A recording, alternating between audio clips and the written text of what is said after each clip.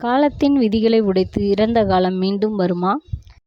ஒரே நொடியில் முதுமையை இளமையாக்கிய சிவபெருமானின் காலமர்ம லீலை இது. பழமையான மதுரை நகரில் முதுகண்ணன் என்ற சிவபக்தன் வாழ்ந்து வந்தார். அவர் வாழ்க்கை முழுவதுமே ஈசனை வணங்குவதற்காகவே அர்ப்பணிக்கப்பட்டது. ஆனால் காலம் அவரது உடலை பலவீனமாக்கியது. முதுமையின் பாரம் அவரது கால்களை மெதுவாக கட்டி போட்டது. ஒரு காலத்தில் உற்சாகமாக வலம் வந்த பக்தர் அவர். இன்று இறைவனை சுற்றி நடக்கக்கூட முடியவில்லையே என்று தவித்தார். உடல் மறுத்தது, ஆனால் மனம் மட்டும் ஈசனை தேடியது. ஈசா, என் உடல் ஒத்துழைக்கவில்லை, ஆனால் என் மனம் இன்னும் உன்னை சுற்ற துடிக்கிறது என்று கண்ணீர் மல்க உருகினார் முதுகண்ணன். பக்தனின் தூய அன்பில் நெகிழ்ந்தார் ஈசன். அந்த நொடி முதுகண்ணன் கருவறைக்குள் இருந்த ஈசனை தொட்டு வணங்கினார்.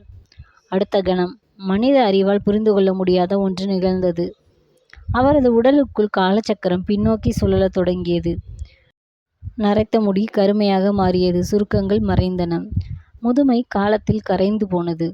ஒரே வினாடியில் முதிய பக்தர் 16 வயது வாலிபனாக மாறியிருந்தார்.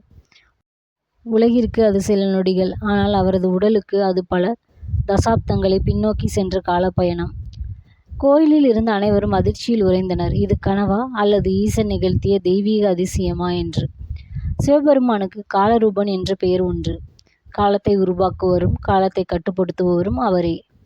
இன்று உலக அறிவியல் டைம் டிராவல் சாத்தியமா என்று தேடுகிறது.